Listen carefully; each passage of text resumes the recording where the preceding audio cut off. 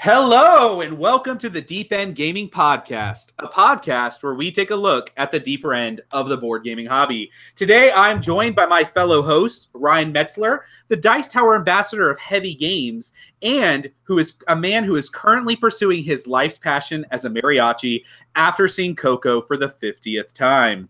Also joining us as a special guest is Andrew Dennison, board game proselytizer on board game media outlet The Good, the Board, and the Ugly, and a man who famously loves his games like he loves his fourth grade Valentines. Poorly executed and mostly made out of construction paper. I'm Joe Wiggins, and if you care to know who I am or what I do, if you were to think of the Deep End Podcast as a prestigious media award ceremony hosted by a late-night TV host to attempt to honor the newest films voted on by the oldest people, I would be Lady Bird. We are a podcast about heavy games for heavy gamers and definitively answering the question, what should you order at Taco Bell? So I have not seen you, Ryan, in a while. Been a busy couple of weeks trying to get everything together. Clay, for those of you who don't know, is off at the Gamma Trade Show, and we wanted to do this with him, but he gave us his blessing to go ahead and do it without him because Clay has played like 2 games this year. Ever. And they're both Concordia. Yeah. So he said, you know what, we're going to do the top 10 of 2017. And Clay just said, you know what, I'm going to be at Gamma. You guys go ahead and do it. But we asked Andrew Dennison over from The Good, the Board, and the Ugly to join us for this big event. I know this is like, people look forward to this so much, just hearing a list. So exciting. But we asked Andrew to be with us. But Ryan, it seriously has been a while. How are you? I actually don't think we've spoken since the last time we did the show. In person, like actual speech, probably not. And not even much in terms of like messaging back and forth since the last show. A little bit, but not much. Right. You should be better about that. Yeah, probably. Oh, how have I been? I've been good. Busy, trying to get everything coordinated for upcoming convention next month. A little bit over a month now until I have to help run a con. Other than that, not too much has changed. Just busy. There's probably somebody that is going to be listening to this as they are actually sitting in the Taco Bell drive-thru. So tell them.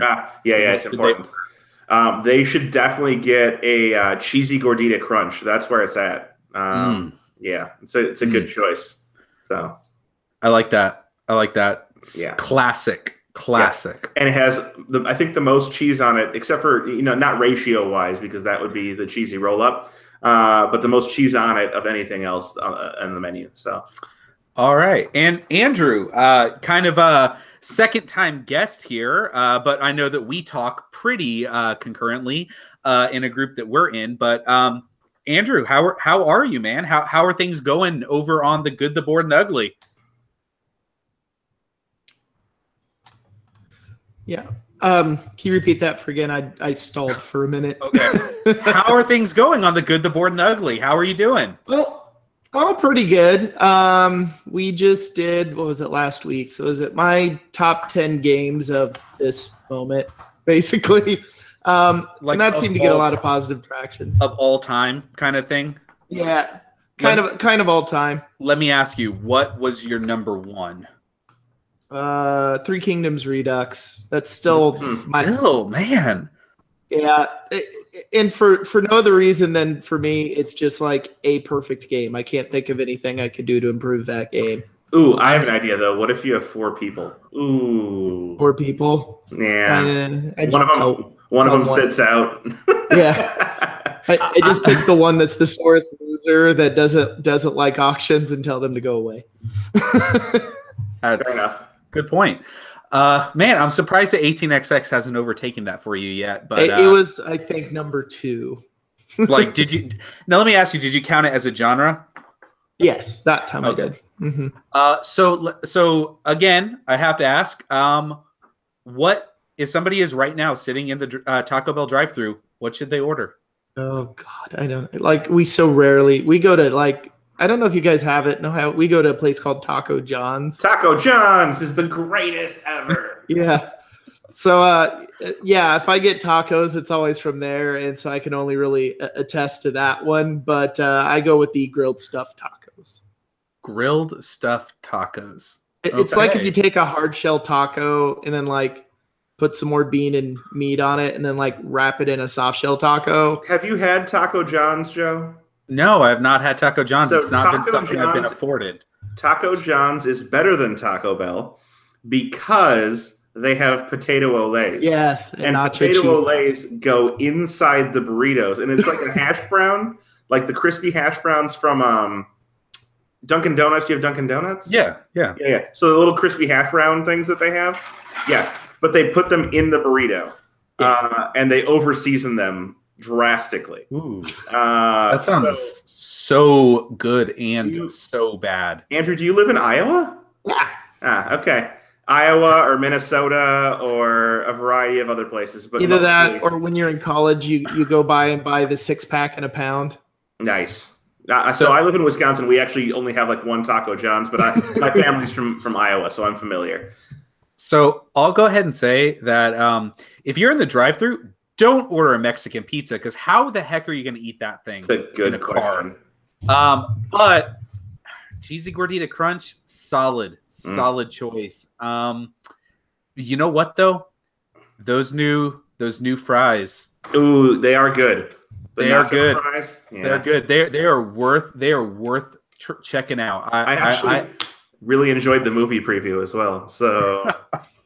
All right, so we're going to get into this thing. We're going to try to keep this episode pretty tight, but we're going to jump right in, everybody, and talk about the games that we have been playing. And Ryan, you're going to kick us off with what you have been playing. Yep, so since the last time, I played this game before. It may have even been on our What Have You Been Playing list, but I've had a chance to play it several more times, and that is Gaia Project.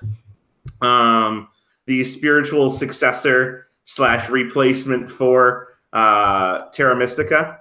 And what I've got to say is, my first play of it, I was really quite impressed, actually, pretty happy with things, and saw a lot of improvements that had been made over the Terra Mystica kind of play style. And I was hoping to see if that would stand up over plays or if I was just kind of excited by the newness of not necessarily space theme, because meh, but kind of the tweaks and tightenings of mechanisms that they put into this. And I have to say, it really does stand up. Like 5 or 6 plays in now, there is absolutely no reason to own Terra Mystica. The expansion for Terra Mystica is not necessary anymore because obviously I don't want the game, but it wasn't necessary in the first place. There's just nothing about Gaia Project that is better in Terra Mystica. There's not a single thing. And so if you have been considering Gaia Project, just go get it because it's way better than Terra Mystica. So I'd like to say, do you think Gaia Project is longer than Terra Mystica? No. Okay. So one thing I do feel is I feel like the heaviness factor of Gaia is ratcheted up just a little bit from Terra Mystica. Like I feel like it's just like a step heavier, like not like incredibly so. Like if you can play Terra Mystica, you can play Gaia, no problem. But I feel like there's a little bit more to learn or to do in Gaia Project. Is it just because of Gaia forming though? I mean, is it that one thing? No, it's also how everything is tied together in that tech tree. Really? The research boardy tech tree thing seemed. Yeah. Is it's like in Terra Mystica, it's like, oh, this is this really simple thing, this is this really simple thing, and this is this really simple thing. And then in Gaia Project, it kind of takes all 3 of those simple things and smushes them together to one very kind of. The whole game is really based upon that board, I think. Okay, I guess I can see that. I'm not sure if it has to be. I think there are certain races, if you will, that don't need to rely on it quite so much. But I see what you're saying in general. All right. So like I was saying, I feel like it might be an extra step up, like a smidge, right? Like a 0.5 heavier in weight. but I also feel like it's like more streamlined for some weird reason. There's parts of it that are way easier to play.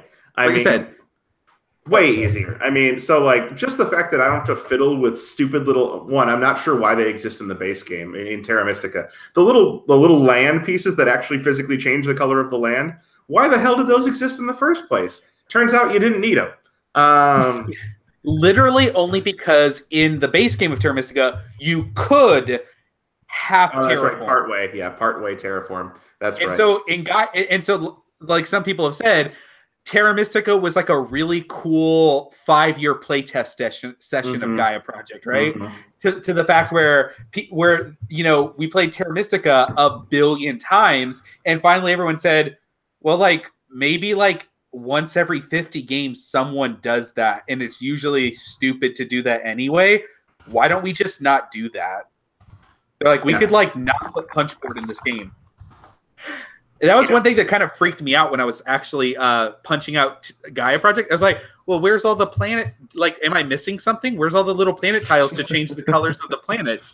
And like, I had to like go through and read the rules and be like, because I actually thought I was missing stuff. No. I was so used to like, oh, where's all the color changing pieces? But I know, Andy, you played Gaia a bit, haven't you? Actually only one game of it. I enjoyed it. Yeah, I could see where it was better than Terra, I think. Play it again. It's way better than Terra. Yeah. Well, we were also playing the like the suggested beginning races that aren't. Generally, I prefer the ones that are a little more out there. So you're playing the boring races. I got you. Yeah. So let me ask you, Ryan, how many times have you played now? It's either 5 or 6, but enough. Cool. What's the coolest race? Because I feel the powers in this one blow the Terra Mystica powers away. Like, man, there's a lot of really good ones. So I really like the guys that can't have more than one federation, but it's a hive federation. So the bugs, yeah, that's the one I really want to try. That one's really good. I won with that one the last time I played. What else have I played? There's the one that starts with an extra. They just start with an extra building. I can't remember what their ability was beyond that. It's a little bit weird with this one because the abilities aren't real prominent a lot of the times, right? Like it's not a major focus of what you're doing. It just kind of alters the way that you play the game, but some of them are drastic alterations. It's hard to describe. The race that can't use, oh no, that's the same race. I was gonna say the one that can't use green cubes to expand, but that's the same race. I'm having a hard time drawing. I think the one that stands out the most is the ants. Yeah. I played the blue ones that can share. That last time. That can share planets, and that was really different.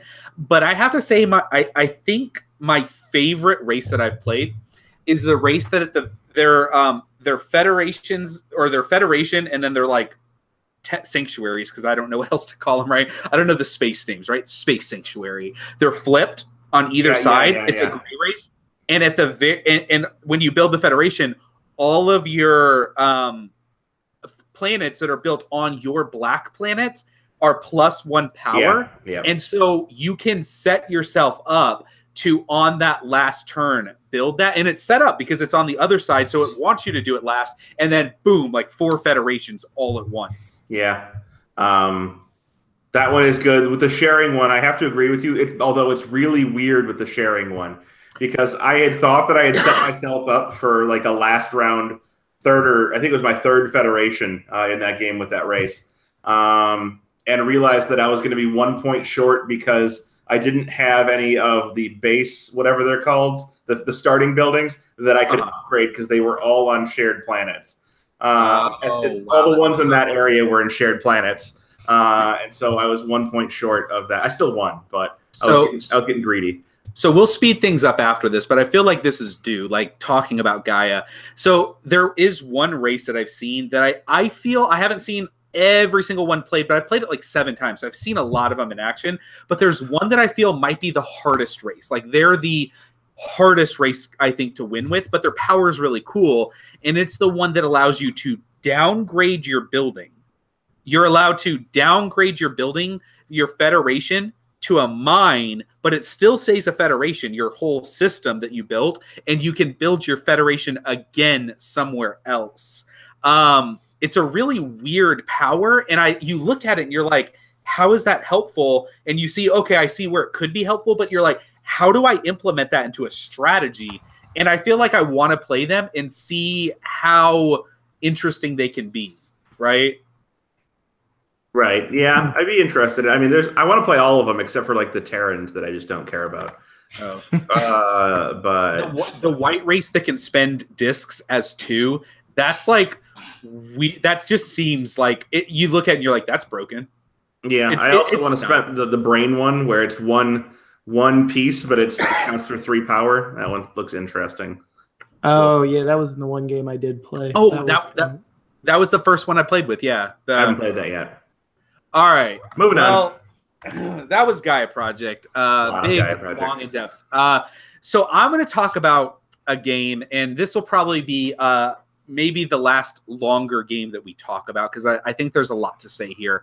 A game that I've played 3 times in the last week, and am really excited to play it. Hopefully 3 more times this week. It's really the only game I want to play right now, and that's John Company. So I've been excited about this game for a really long time. I've played this a little bit in its prototyping stage. It's a little different now, little tweaks, twists. But finally, my copy got delivered to me, and I have been playing this like crazy and loving it. So John Company is basically a pseudo-simulationist Sierra Madre style game that is about running the Dutch East India Trading Company. Okay. And this is basically during the really, really, really sad time of the English where they were really exploiting one of the times that they were really exploiting other lands for resources and stuff like that. Sorry, all of the British listeners, but you know what you did. We're not perfect either. We know that. We're probably way worse. But basically, it's not a positive, enlightening look when you really think about what you're doing in the game, right? But what we're doing is everybody controls a different prominent family, and all of us have family members that we're sending into different offices in the Dutch East Indies Trading Company. And we all hold different offices, and what's really interesting about the game is we're all elected by different means to these different offices, distributed money from the board of directors or from the chairman who's elected by the board of director, who hires the executive officer, which one of those offices is the staffing or the supply agent or whatever his name is. And he hires all of the buying offices, but all that money, and then he determines wherever. It's really, really intricate, right? But all of us have a different role to play depending on where our family members are located at. And you kind of go through each office of the company and say, okay, you do your job and you do your job, and everybody does their job. And it is semi-cooperative in the way that you're all working together to run the company. But the goal is for one person to earn the most money, because with money, you can retire. And not necessarily money isn't how you win, but money is how you can afford for the people that retire out of the company to go into places of prominence in England. So like you can become the ambassador to France, or you can get all of these different prizes. Some are really interesting and some are just kind of basic victory points at the end of the game. But this really fascinating thing, and laws will start changing the game, and then different emerging things will happen in the different colonies. You can get kicked out of office. You can go into like basically bankruptcy. And it's really interesting because semi-cooperative games, right? This is one of my favorite parts. They're very tenuous, right? Like if one player is like, oh, I'm just going to be a dick and not work together, the whole thing falls apart. Well, the designer, Cole Worley, basically sat back and said, well, yeah, that happens in a semi-cooperative game. That's kind of their flaw. And he said, well, what happens if the company falls apart? And he's like, well, then you just all own shares in the company.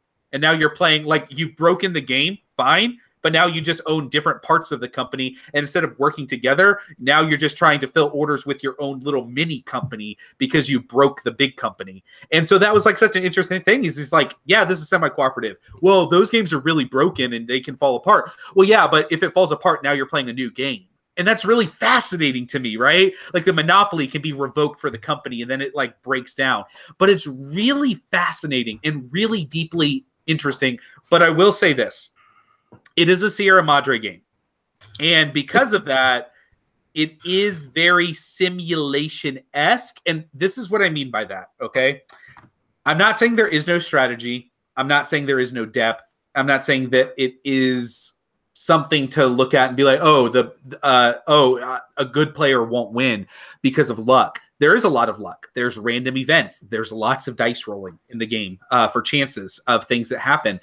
But I don't feel like this is the kind of game that can be played and kind of be like, oh, I won. I'm the best player. But kind of looked at and be like, you won. How did you win? Oh, well, because the chairman kept feeding you money and you kept holding the office the entire game. Like the last time that I played the game, I held one office, and I think Andrew saw the picture of it, and there were like 7 provinces all dominated by me, and I held that office for like almost every turn of the game, and I just made bank money off of it, right?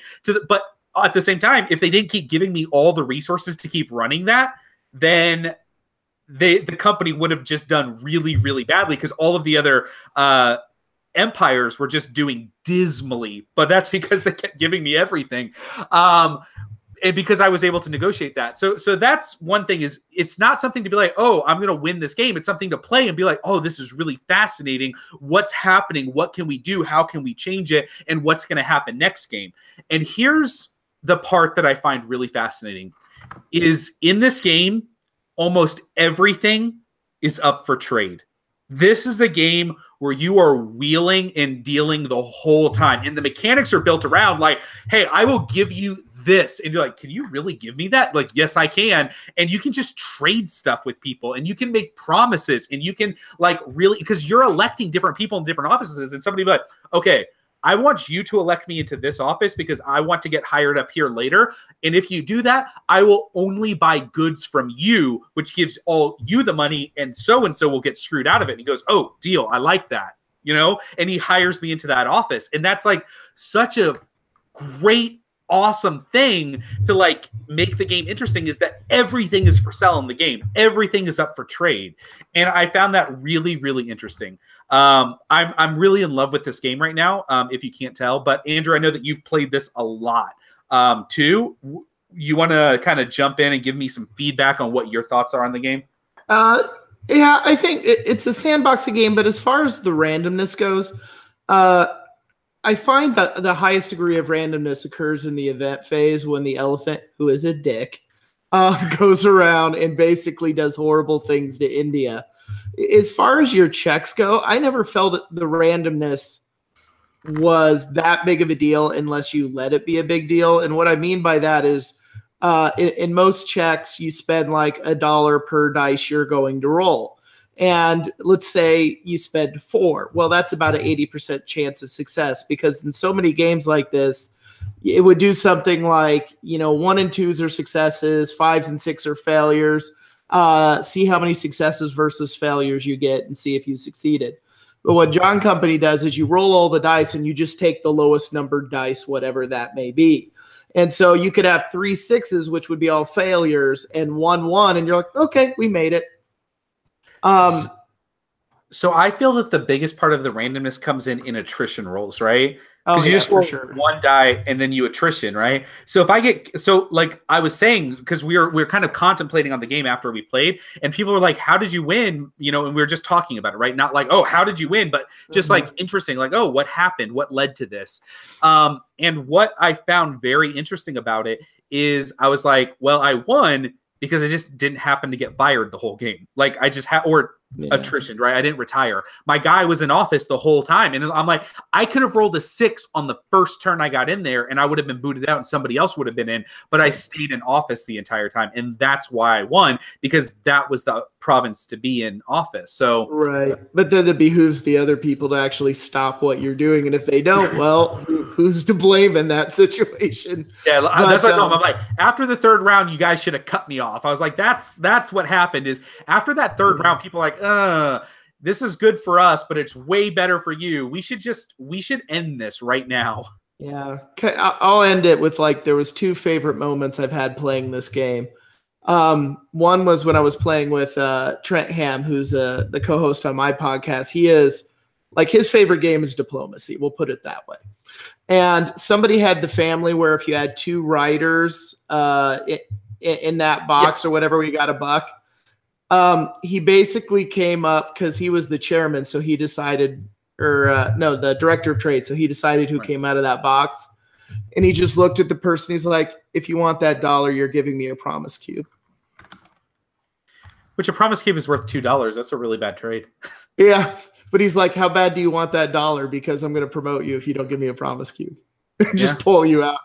And the other one was when I was actually doing sort of a play test game. It was at HeavyCon 2 years ago.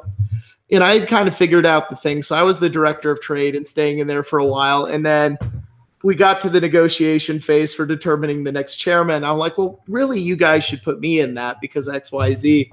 And like the guy who's running the game looked at the table. He's like, you totally should not listen to him. If you do this, it will be really bad for all of you. And I'm like, shut up. Good point. But no, it's a really good game. I'm really enjoying the heck out of it. And I feel like I've barely scratched the surface of what's there. Absolutely. Ryan, have you played it? Nope. Do you want to play it? Have we enticed you to seek this game out? I'll take a look at it. Sounds like a lot of dice rolling, but you say it's not that random. We'll see. If it shows up, I'll play it.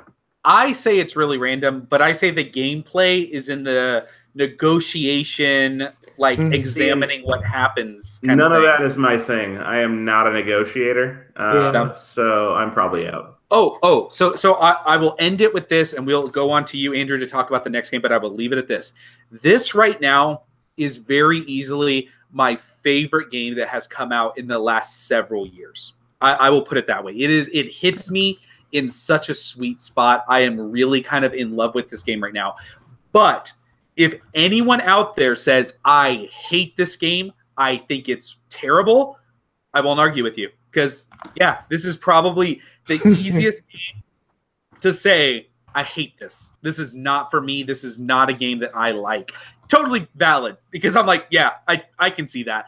But for me, and a lot of people I've played it with, they're like, oh yeah, this is something special. So that is John Company. If what we've said has spoken to you on a spiritual level, go seek it out. Andrew, go ahead and tell us about the next game that you're going to talk about. What have you been playing?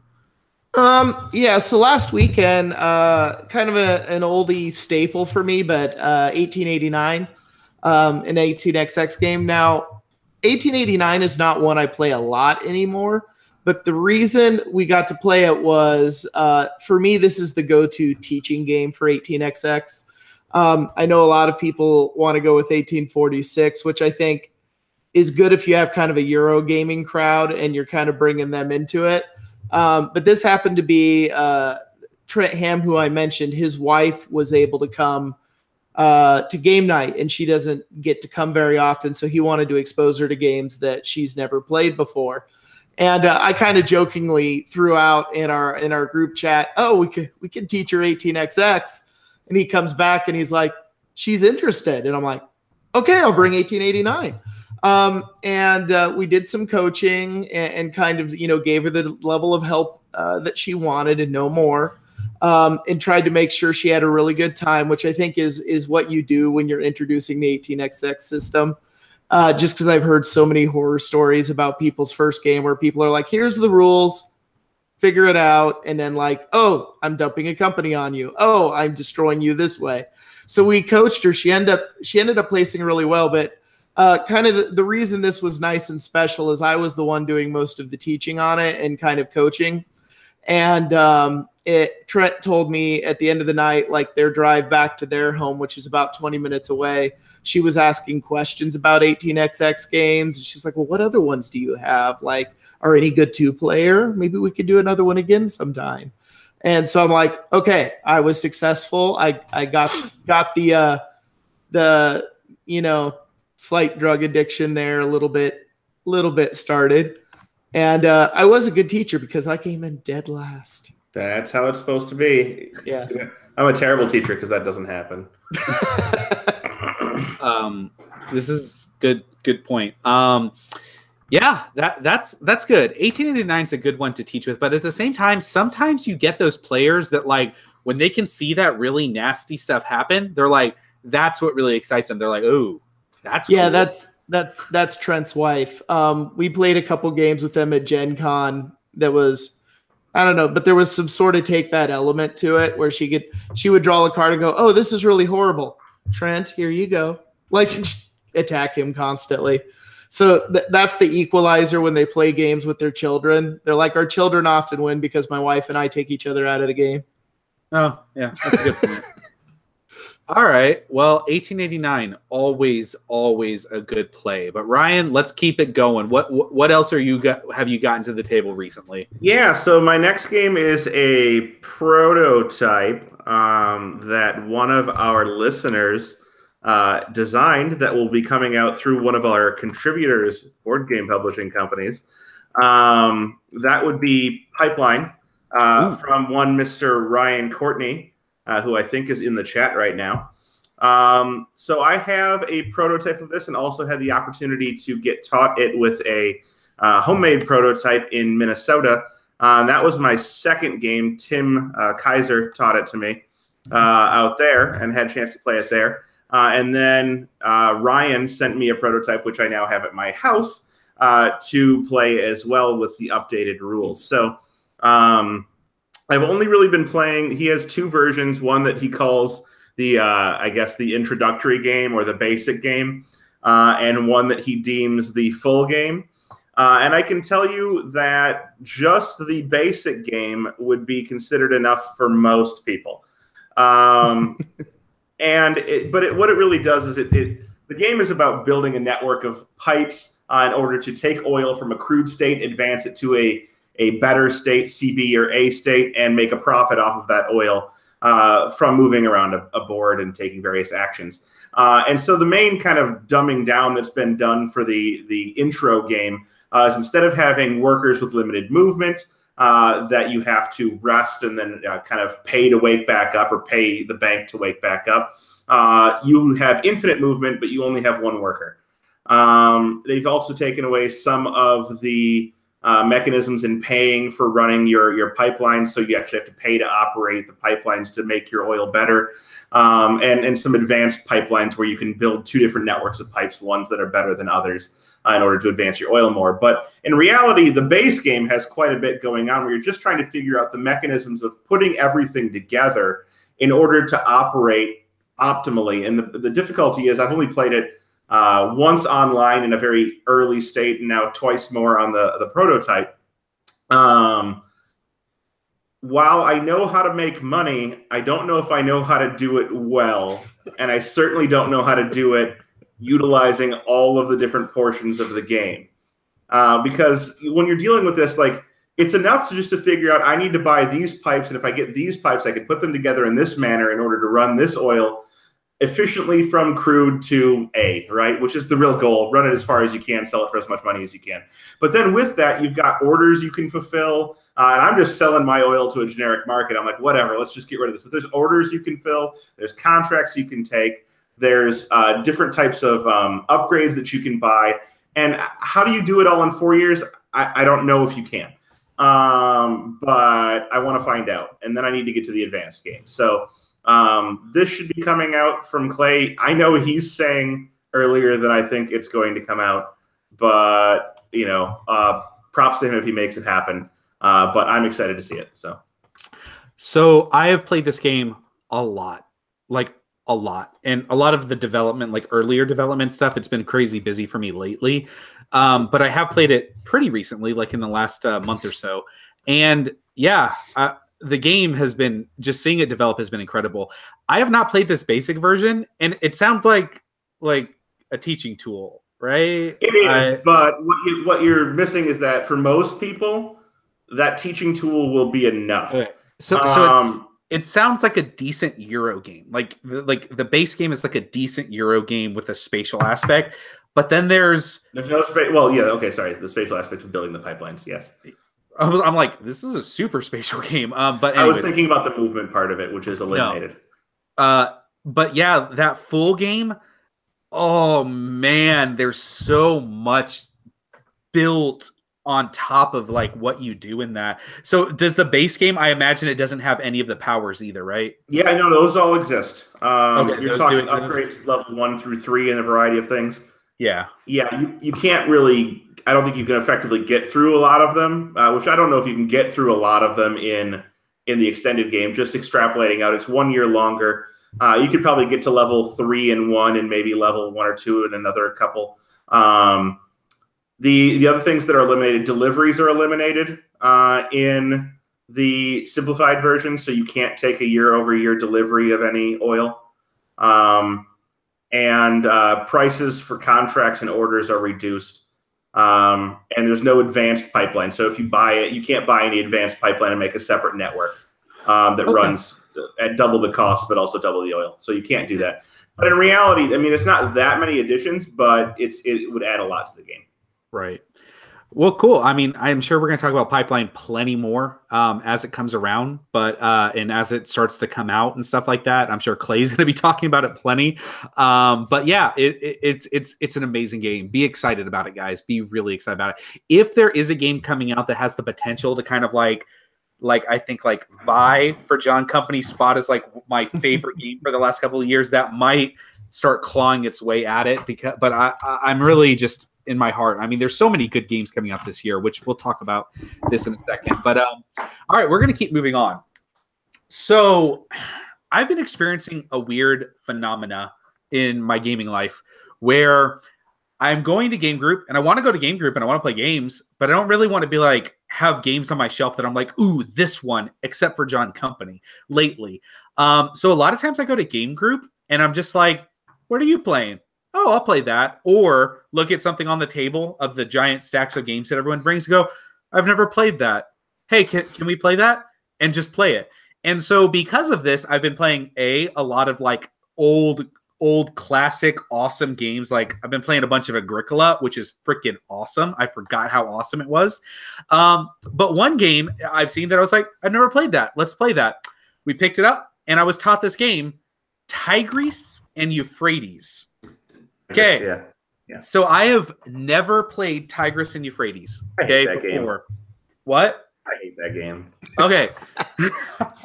So I played the game 3-player and was being taught it. It's supposed to be 3 players, like it's good player count. It's the worst. It's the worst. Okay.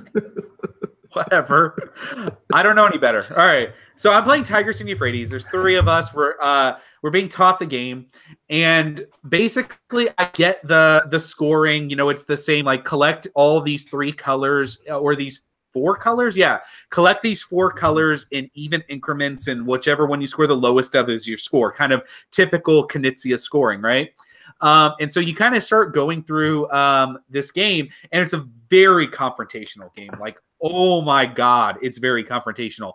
The other thing is it's super like this was basically like my first like 7 to 10 turns was, I'm going to do this. Oh, you can't do that. Why? Oh, because of this.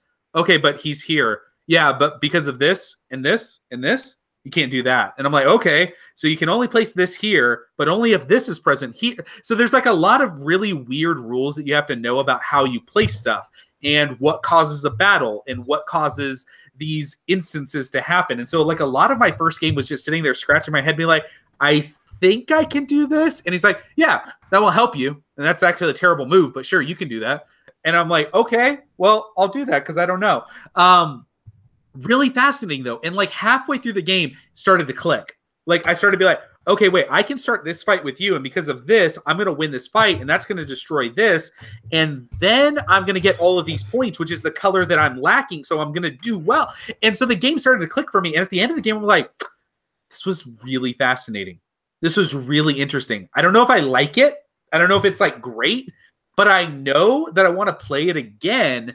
And I know that there's something really fascinating about this game. And there's something really classic feeling about it. There's something about it that like harkens back to a different era in board games, right? There's no worker placement. There's no like weird victory point salad stuff. There's no cards. Like it's just a very, in its essence, there's a lot of like exceptional rule things, but there's not many rules. Like the rules is like a sheet front and back, and it's like, oh, this is your rules. And basically, if you know the game, your rules are like on your little player screen. It's like 4 different symbols of what happens in different things. You're like, oh, those are the rules.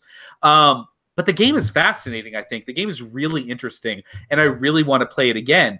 I think that there's a heaviness to this game that isn't the type of heaviness that you see in a lot of like big box Euro games like a Vita Lacerda game, because those come from complexity, and I don't feel like this is complex. I feel like this is very deep. Like there's a depth to this game to where understanding it on a different level is something that's entirely possible. And so I was really fascinated by Tigris and Euphrates. I really enjoyed my play of it, and I really do want to get some more plays of it. I really think I enjoy a lot of Nitzias, actually, but this one, I'm giving it right now 1 with a possible another thumb up. So Tigris and Euphrates was something, it was a hole in my gaming, gameography, but I filled it, and I'm really happy that I did. So you guys, Ryan, you hate this game, huh? Yeah, well, I don't think I've played it in, what year is it? Let's say 7 to 8 years. And my memory of it, so just mind you, I haven't played it in forever, and I've probably played 1,000 or more games since then, different games, is that it's very spatial in the placement, but that with 3 players, there tends to be a very easy way for the 2 losing players to essentially identify and gangbang the lead player. And so, if there's one player that you actively have to avoid being too far in the lead in this game, because if you get too far into the lead, you are going to get smashed. It's going to happen, and there is nothing you can do about it. So there's one thing I'm curious about, because I guess that you can be like, oh, that player's collected a lot of cubes. But when it comes down to it, like the player that was like had played this like dozens of times and was really good, I beat him. But that's because he could not figure out a way to get black cubes. And so when the game ended, he's like 3 black cubes, and that's a score. Whereas I collected like 7 evenly, because I was like, how do I get black? And tried to identify a way I could squeak out like a few extra of whatever color I was lacking. So I feel like it's not easy to identify the leader. Like it's not easy to be like, oh, he's winning, get him, because there's 4 different colors that you have to collect in a certain way. So just because somebody has a lot of cubes coming in doesn't necessarily mean that they have any better shot at winning. I don't know. That's how I felt, but that's not how it played out for us. But play it again. I play it again. Pass. That's just okay. Andrew, have you played it? I played it a few times. I kind of agree. I think my thoughts in the chat are a couple people had these thoughts in chat, and that's I could see this as a deep game, and I could see where this would be an awesome game if I played it lots and lots and lots, but I don't know if I really want to invest the time in that, and that's kind of where I am on it. Like I played it 2 or 3 times. It was a fine time. It wasn't a horrible time, but I don't know. I didn't feel really compelled to be like, yeah, let's break this out again. I think the only other problem really with the game in overall is that it's one of those games that if you're not playing, everyone at the table is fairly equal skill level, it probably won't be the best time in the world. Okay. Well, I have it in my house again, so I could try it. I mean, it lives in my house, but it probably won't. So. Well, that's Tigris and Euphrates. All right, Andrew, tell us what else you've been playing. Yes, this was actually the second game we introduced Trent's wife to. So this was our follower-up to 1889. We played Container, which is pretty much always a good time. So it's basically a game about blind bid auctioning and trying to accomplish things by making sure you're not the one doing the things that you want done. Trying to incentivize everybody else to do them for you. And this one, yeah, it went well. It's a really enjoyable game. I did buy the ridiculously overpriced version just because I have like a print and play version, and I put that together. But my rule has always been, well, if I make a print and play of it and somebody releases it, then I have to buy it. And so I'm like, well, that's a lot of money, but it's either that or like I have to go back on my morals and my word. So I will order it. And I did. And I'm sure I'll be happy with it once it gets here and all of that. The nice moment for me was this game played out better than the last time I taught it, because I made some decisions early in the game where I'm like, I should do this, this, and this. This would be fun. And then like I totally tanked the economy for like 3 rounds. Like people were loading up 2 and 3 containers and they were auctioning for like $3 because nobody had any money. Yeah, that I have played some games where just the economy of this game has just fallen apart. Like it's just, this game's super fragile. It really is. Which, man, I don't know. And that's supposedly they're fixing that in the new edition, because there's like some kind of investment banker mechanism, but it's set up to where if people start underpricing things too much, it will come in and change that up a bit. Or if people are overdoing things, it'll basically, I think the idea of it is just to kind of level that out just a little bit. Yeah. Well, it's an awesome game. It's really cool. It's very difficult to play well. Again, yeah. Kind of seems to be the theme tonight. But we have loved and given lots of praise and love to Container. Yep. Ryan, go ahead. Hit us up. What's the last game you want to talk about tonight? Yep. So I had a chance to get Keyper to the table again. I think we've discussed it shortly before. I don't think we've actually talked about it. Oh, perfect. Well, that's good. So Keyper as a game is in the Key series of games by Richard Breeze, which he, I guess, encompasses most of his games at this point. There's a few that aren't in there. You know, Reef Encounter, probably his best game, is not in that. But actually, Keyflower maybe his best game. Yeah, hard discussion. But this is a game that looks very much like Keyflower and plays nothing like Keyflower, in my opinion. Absolutely nothing like the game. So in this game, you are in control of a posse of meeples that all have various specialties that I don't really know what they are. But they're different colors, and out in the center of the table there are some modular tile flippy-floppy board things. That's the best description I have for them. And it's essentially a worker placement in that you can place your workers out onto various aspects of this board and collect a variety of different resources, build buildings, blah, blah, blah, blah, blah, do all these things. But there's some interaction with other players in the aspect of when you place your meeple, you must invite everybody else to follow you as long as there is an available placement on that tile. And if they do follow you, you both get some type of additional benefit, usually in the case of taking more actions. And, you know, at the end of each round, you need to collect a certain resource to satisfy a fare. You're also trying to accomplish various ways to score points, be it building and upgrading buildings, much like in Keyflower in that aspect, or accumulating more endgame victory conditions, like having a certain color of meeple at the end of the game. The real, I guess, interesting part that I thought would be more interesting than it really is, I think, is those little flippy-floppy boards.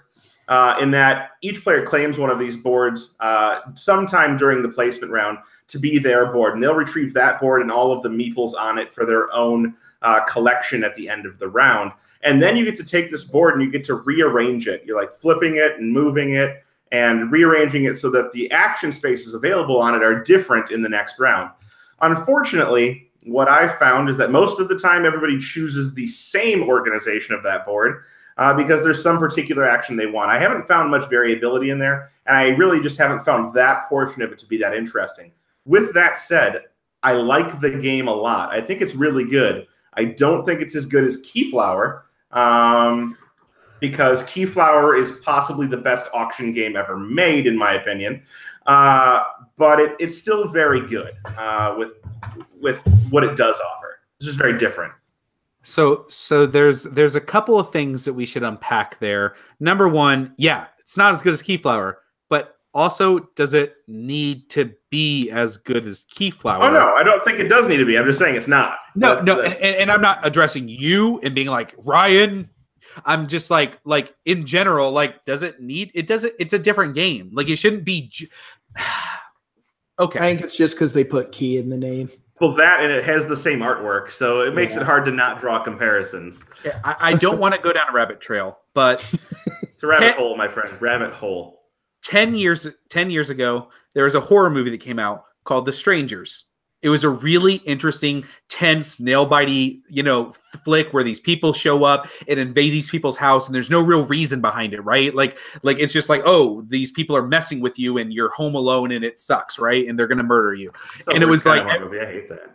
Right, but everyone's like, oh, this was so interesting. And so 10 years later, The Strangers 2 comes out, and everyone's like, oh, that first one was so good. And I went and saw this, remembering how great that first one was, and sat there and I'm like, this sucks. And then I sat there and I'm like, does it suck? Or is it just not what the first one was? And am I judging it on its own?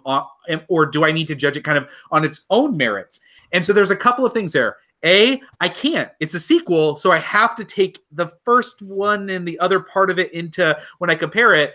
But so to answer that question, no, it sucks. It's a shitty movie. The other part of that is it's hard to separate Keyper from Keyflower, but I feel like on its own merits, it does stand on its own, and it's a good game, but it's not as good as Keyflower, but you can own both and play both and be happy. The other thing I wanted to ask you, Ryan, is this just a shorter, better version of The Colonists? No, it's nothing like The Colonists. It is okay. I want to make this argument because I feel like it's just like The Colonists because you have these workers. Or is it like very much so. Vaguely Age of Steamish.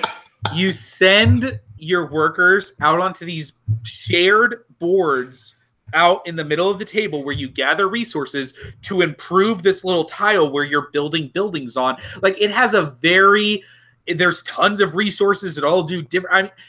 There's a lot. I think if you really just sit down and draw like a Venn diagram of the Colonists and Keyper, you're going to see that those circles intersect a lot more than you think that they do. I think you could say the same thing about Agricola. We're all placing out onto a shared placement area to collect resources to build buildings. Pick a Euro game, for Christ's sake. Well, I mean, I guess all of these games have a very kind of Rosenberg-esque feel to them in some ways. Imagine that. No, right, yeah.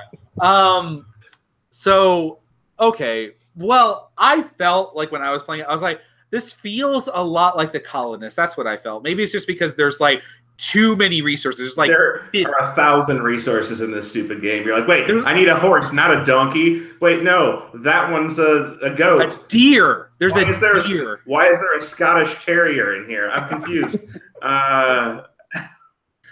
Oh, man. Like, is this a bumblebee meatball? I don't understand. And then all of a sudden you're in gems. That was the weird part. And what really pissed me off is I'm like, oh, gems. I'm going to go for gems. And then all the gems ever are just like set collection. That's all they ever do. And I'm just like, oh, well, that's kind of a letdown. Yeah, I agree. Andy, did you play this?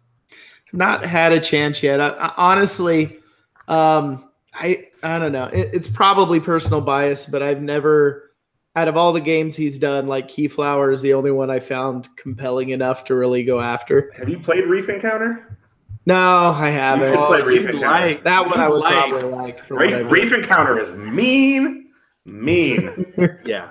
You'd like it. You like 18 Ireland. You'd like Reef Encounter. And you can definitely put googly eyes on the shrimp in Reef Encounter when you get them. It makes the game much better. Yeah, I'm gonna touch on this game really quick because we've never given it love, but I played it a couple of times recently. Roads and Boats. Okay, so We've never talked about it, huh? I've never mentioned it as something I've played and want to talk about. I think you have. Roads and Boats. Roads and Boats is what I've recently decided is the best Splotter. So that's what Roads and Boats is, first of all. Second of all, Roads and Boats is like a super involved resource management logistics game. It is far more spatial and far more systematic in the logistics supply chain that you build than any other game that's out there on the market.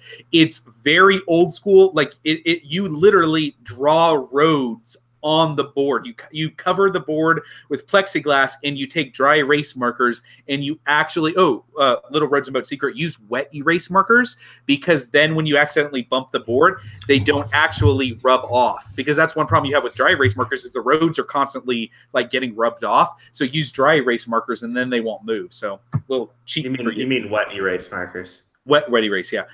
So Roads and Boats is amazing. It's really, really good. It's super out of print, and I know it goes for like way too much money.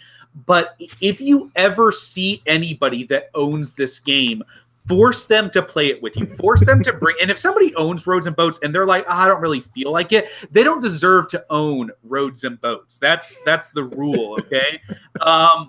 But I'm really excited about the potential for this game, right? And what, like just more people being able to get it. I hope Splotter reprints it soon. I really am fascinated by this game. I love it. I do not get to play it enough. It's like up there, like right below 18xx for me, like how much I love a game. And I feel that Roads and Boats is just something really special. And so I just wanted to give it some love. I didn't want it to get too deep into the things, but I've gotten to play it recently with some of my like, hey, just trying to get back and play some older stuff in my collection rather than always trying to grab what's hot and what's new. And man, this is such a great game. I hope more people can get to play it. So, Andy, you guys have any feedback on that, or we just move on to Andy? I like Roads and Boats. I have a copy. I need to break it out more. You're very, very, very lucky. And yes, Tim Kaiser, Roads and Boats is a lot like The Colonists, but way, way better and half the time, even though it's still long. Andy, go ahead. I got my copy in much the way I get all of my quirky games, in that Joe Sallin buys it, doesn't want to deal with getting it to the table, and then goes, Andy, do you want it? I go, yes. Good point. Nobody gives me games. I'm so sad. I still have to pay for it. You've gotten all the games you ever need for free, Ryan. I always need more for free. You can never have all the games you ever need for free. All right. Andy, tell us about the last game that you've played. We'll kind of wrap up this segment. Yeah, with the lightest game on my list. So this has been kind of what I refer to as a thinky filler that I've got to the table a few times. Battle Lines. So another Knizia game. Just a 2-player game. It's you kind of build hands. You can either be better than your opponent or prove that you have one better than your opponent. I played it a few times. It's still kind of interesting. There's some thinking going along with it. And I don't know. It's a fun little 2-player game that when I show up to game night and there's like me and one other person, and everybody else is going to be 45 minutes to an hour, I'm like, hey, let's play Battle Lines, and it's enjoyable and fun. I need to play this. It's fine. Yeah, there's nothing wrong with Battle Line. Yep. Well, and they got that fan variant too that's supposed to be like really popular, so I P&P'd that, where like it's not just flags but terrain, and different terrain actually has different effects or something. Mm-hmm. I'm kind of excited because now that I'm hosting the board game library for the convention that I help run, all of these games that I used to have and like played early in my gaming career and then got rid of are all back in my house now. I don't necessarily own them, but they're here, which means that I can play them. And so there may be some revisiting of old games in the future. All right. Well, that is what we have been playing. But I would like to introduce you guys to, we have decided to kind of, for now, see how it goes, kind of do away with the Geek Out segment that we've done on the show. Not because we don't enjoy it, but because we kind of wanted to focus the show a little bit more. And we've gotten some feedback recently about some people really enjoying some certain aspects about what me and Ryan really have kind of talked about recently, and kind of have gotten them excited about other stuff. So what we're going to do is do a little podcast-ception, okay? So we're going to have a podcast within a podcast. And this is the podcast, What You Watchin', hosted by Joe and Ryan. But really, this is just where we're going to take some time, and it's pretty much the same thing as the Geek Out segment, but more focused on just like what movies we've seen recently, what we're excited about, what you should be excited about. Just talk about them real quick and just like kind of give a couple of movies that we've seen and be like some real quick, like little reviews, little things that maybe you should check out. Not necessarily newer stuff, but just stuff that we've seen. Me and Ryan have seen a lot of movies, and we disagree on a lot of movies, like all the movies. Boy, and so this should be exciting, but we really are some a little bit of film buffs here, and so we're going to start talking about this what you watching segment and really hit up some movies. But I think I will start us off and talk about an older movie that I've seen recently that I was really excited about. So I have a friend that's a huge movie buff. And as I've kind of been dipping my toes into this world of film and kind of learning some more and studying some more and trying to get more affluent in what's going on, one giant hole in something that I'm like, I've never seen a movie by this guy is David Cronenberg, right? I've never seen a movie that he's made. And I know that he's made some normal stuff, but most of his stuff's like really weird horror. And so I decided, I was like, I'm going to watch my first Cronenberg, and decided to take it easy. And I watched a very publicly one that people usually agree is pretty good, and it's The Fly. So this is like 1980s, like super prosthetic. Might have been the 90s, but no, Jeff 80s, 86. 80s, 86, yeah. Jeff Goldblum, like super like into it. But man, this was a good movie. Like, I was really impressed because I thought it was just going to be like a movie where Jeff Goldblum turns into a fly, but there was more to it than that. And it was a movie where Jeff Goldblum turns into a fly, but I was surprised at how actually watchable of a movie it was beyond just watching Jeff Goldblum turn into a fly. But I was really excited about this one, and I highly recommend it. I thought it was a great time. So that was something I've seen recently. Let's just kind of keep going. Ryan, what about you? Have you seen anything interesting? I don't know if interesting or even good, but I'm going to talk about the most recent thing that I saw. So I was at the movies yesterday. I think it was yesterday. And saw Red Sparrow. Have you seen this one, Joe? Yes. It was all right. So I mean, there's at least one good thing about the movie. Anyhow, this is a very is she, isn't she, is he, isn't she, is he, isn't she, oh my God, it goes on forever. Which side are they on? Spy movie. And I think that's my major complaint of it. So it's like the whole trying to keep from you whether or not so-and-so, the spy, is a double agent through the end of the movie. And at some points they are, and at some points they are. And at one point she's like a septuple agent. And it just went on probably 30 to 45 minutes longer than it should have. Sextuplet agent. Yeah. Well, like I said, there was at least one good point of the movie. And, you know, it reminded me of what most of these spy movies for the last probably 5 years or so have been trying to do, is just keep you guessing the whole movie with absolutely no reason to keep you guessing the entire movie. And the reveal is crap. Yeah. And the movie is fine. I mean, there's nothing inherently wrong with this movie, except for that it's 30 to 45 minutes too long, and there is absolutely no reason for the reveal. Yeah. Yeah. So it's a super paint by numbers spy movie, right? Oh, sure, absolutely. And so the movie is very mediocre, but Jennifer Lawrence is really great. Yeah, like Jennifer Lawrence is always really great. And I told somebody, they were like, do you think I'd like Red Sparrow? I'm like, have you ever wanted to see Jennifer Lawrence naked, but then also see Jennifer Lawrence tortured? This might be something you want to see, like because that's kind of what happens. Like, yeah, those things happen. Yeah. And you know, whatever. It's a movie about sex spies. That's what the movie's about. Basically, and I mean, it's probably a thing that does exist in real life, like agents that are trained to use their sexuality to get information or, you know, trick people into like telling them things. Totally doable. I mean, that would be what would happen if that was a real thing. And if you met one of these people, you would tell them things. So I mean, it was a mess movie. It was fine. That's all I have to say about it. Jennifer Lawrence was totally worth watching. But yeah, the twists are super like, yeah. You're like, oh yeah, I totally saw that coming. Oh, like that could have gone the other way, but it also could have gone this way, and those are the two ways it could have gone. Yep. That's what I watched. It was that's fine. Red Sparrow. What about you, Andy? What have you seen? Yeah, I don't get out to do much movies. The last one I watched actually last night was Darkest Hour because it was available on Amazon Prime. With Academy Award winner Gary Oldman. Yeah. He deserved that, by the way. Yeah. I enjoyed the movie. I liked it. It was interesting. I was like... That's about it.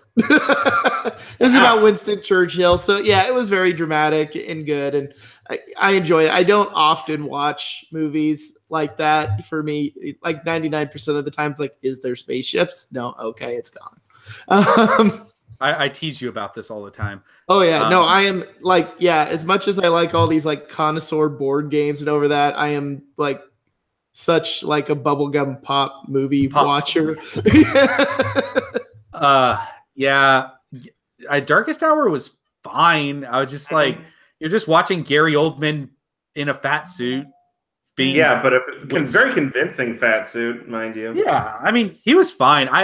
The director was like, "Oh, let's be really cinematic with the way we shoot people talking."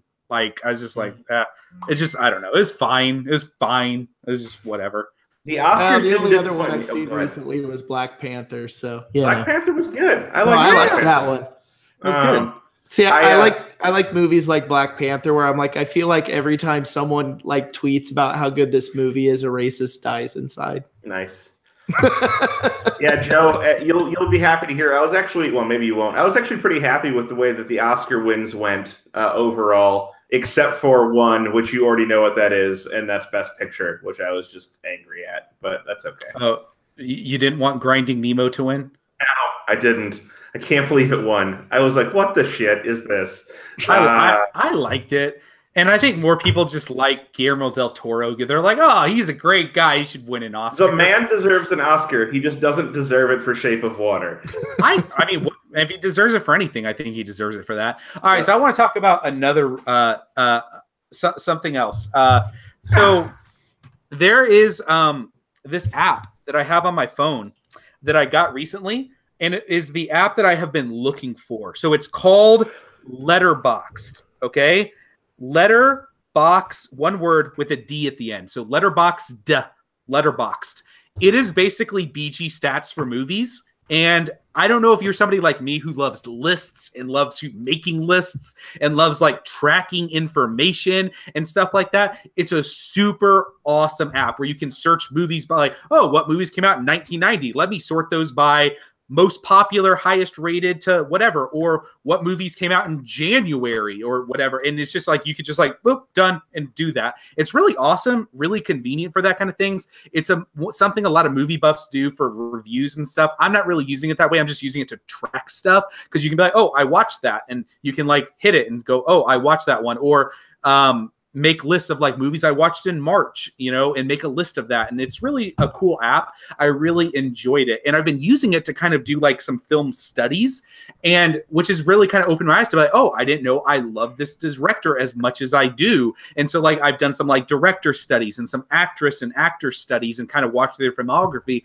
But one director who I think is super underrated, and granted, he's gotten a lot of popularity because of Thor Ragnarok, but his name is Taika. That's kind of first name kind of only guy, but Taika is what his name is. But he has like 100%. All of his movies are great. He did a movie that's on Amazon Prime called Boy, about like a kid growing up in. He did What We Do in the Shadows, like the mockumentary about vampires. Really fascinating, really great movie. He did Eagle vs. Shark, which is a really strange indie film. I just highly recommend going back and watching. I mean, a lot of people really like Thor Ragnarok for how like weird and goofy it is, and he's done that a lot, but with much smaller budgets and in much like more confined spaces. And I highly recommend going back and watching some of his earlier films. But Taika, but I just wanted to bring him up and say you guys should watch some of the stuff that he's done. He's pretty awesome. But no H, Taika. Thank you very much. But also check out that app. If it's something that interests you, Letterboxd. I want to spread the word about it. It's super awesome. Love it. But that is, anybody else got anything else they want to bring up real quick? Nope, I'm good. All right. Well, that's what we've been watching.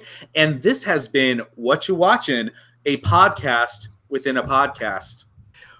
Welcome back to the Deep End, guys. We have got an awesome segment for you guys, something everybody kind of looks forward to. Everybody wants to know our opinion of, even though most really it's like, okay, well, I guess we'll do this. But this is our top 10 games from 2017. It is March. We usually have to wait this long because so many of these games come out at Essen. It's hard for them to get to America. Some of the ones that might even be on our list, we've gotten to play once or twice at conventions and haven't really gotten to really get our hands on because they're not available in the US yet. But I think most of us are able to do a pretty decent list of games that have come out in 2017. For the most part, some of us, there's a little bit of fudging. Like maybe this didn't quite come out in 2017, but this is when I got to play it and counting that. But definitely something that a lot of people bug us about. But I think it's a tradition here on the Deep End podcast that we don't like to pull punches, and we're not going to get too aggressive here, but I do want to ask each of you, what is the worst game that you played this year? What is the worst game that you played this year? Ryan, do you have a... All right. Andrew, we'll go over to you. Do you have a worst game that you've played? Oh, there's a possibility. Let me check. Oh, poop. That was last year.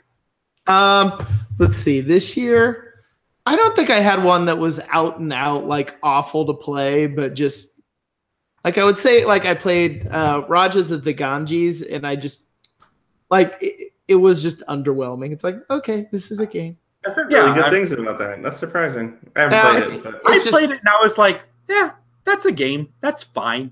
Yeah, I'm sure like it wasn't offensive. I didn't hate it, but I don't know. Like the thing is, at our game group, I'm often the one doing the teaching, so I inherently kind of get games that I mostly want to play. But no, that one was fine. I played it. I didn't hate it. I didn't love it. It was a thing. I had a game I hated. I really hated this game. And I'm sorry to the designer and to the company that published it, because I don't hate you, but I really did not like your game. And that was the Godfather game. You were given such a great property, and you made the most meh game that could ever be made. It wasn't interesting. It wasn't fun. It wasn't cool. It was just getting stuff and stealing stuff and placing dudes. And, oh, I have a car bomb and all of the people die. Okay, cool. Well, that happens a lot. Just was like the most game where I'm just sitting there like, I could be sleeping right now. That sounds like a better option than what I'm doing right now, because I would have probably a lot more fun than playing The Godfather. Sorry to everyone out there who might be a Godfather fan, but I was like definitely not a fan of this game. What about you, Ryan? Worst game? In that short period of time, I came up with 3. So one isn't released, but you've played it, and it's Blue Cubes and Hand Jobs. I hate that game. I hate it so much. 2 is I forgot it already. Oh, god damn. Wasteland Express Delivery Service. Not that I expected to like it. Like, don't get me wrong. It came out of the box and I was like, I hate this game just looking at it. But I put it on the table. I don't hate it, but man, it's not good. I mean, the only thing the only thing they did really well, the production value is ridiculous. I mean, it's really good. Well, good for you. But the game, not great. It's a standard pick up and deliver. That's all it is. I like customize, and sometimes there's like a thing in a game that will tip it from like, it's like meh, and like tip it towards like, oh, I like this. I like customizing my truck in that game. I'm like, ooh, I could buy missiles and put it on my truck, and that's cool. Right, but I can buy missiles and put it on my truck, and then I can't blow up the other players? Yeah, I guess. Well, I mean, well, what's the point? Well, they're kind of on your team, right? They work for the same company, just you want to be a better delivery man than them.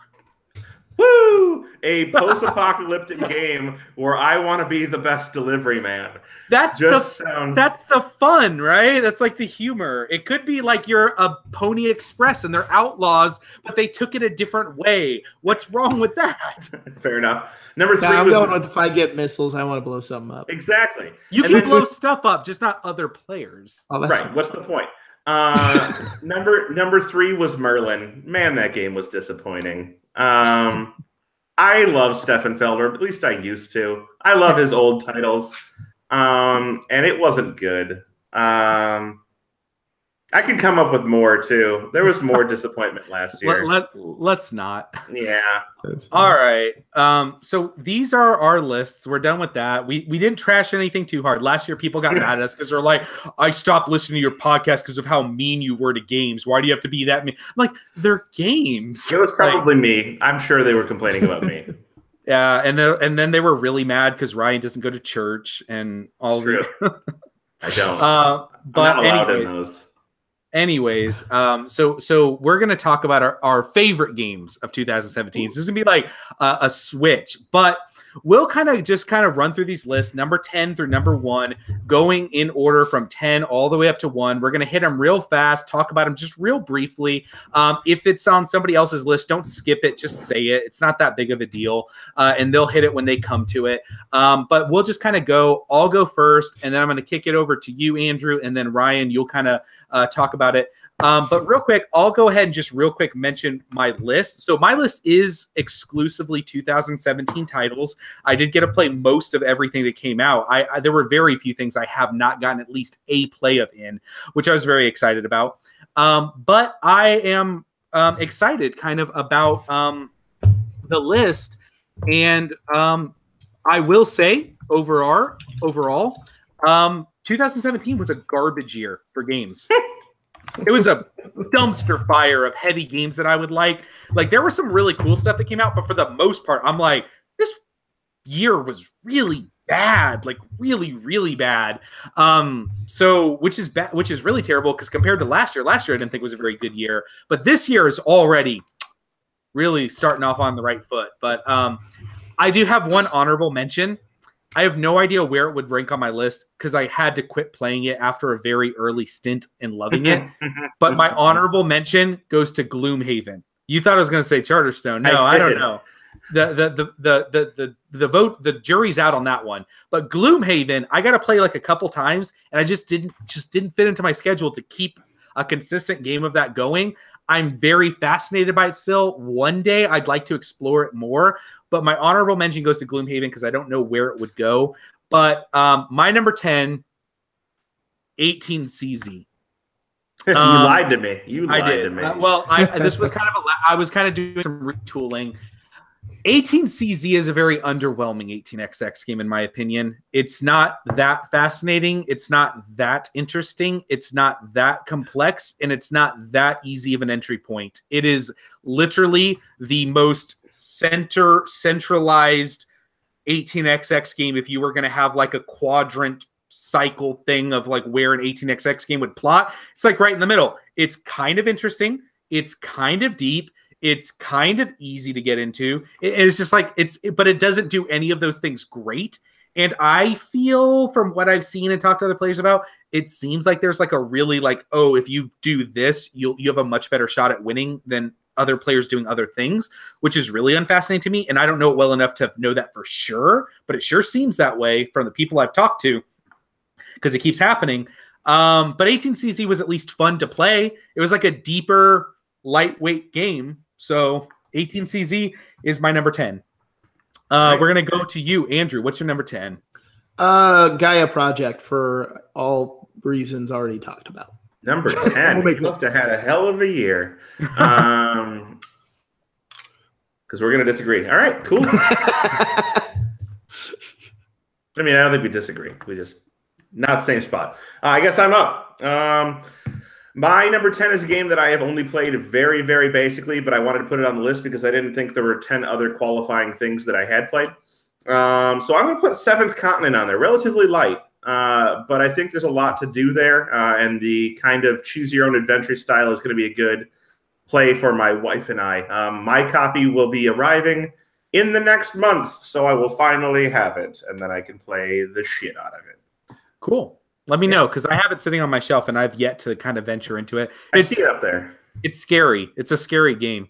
I also see Feudum up there, which I hear they're shipping, but I don't know if my copy's shipping because I was part of the second Kickstarter, so maybe not. All right, so my number 9 is Pulsar 2849. First of all, this designer always hits for me, usually. Or not every game. Yeah, he always hits for me.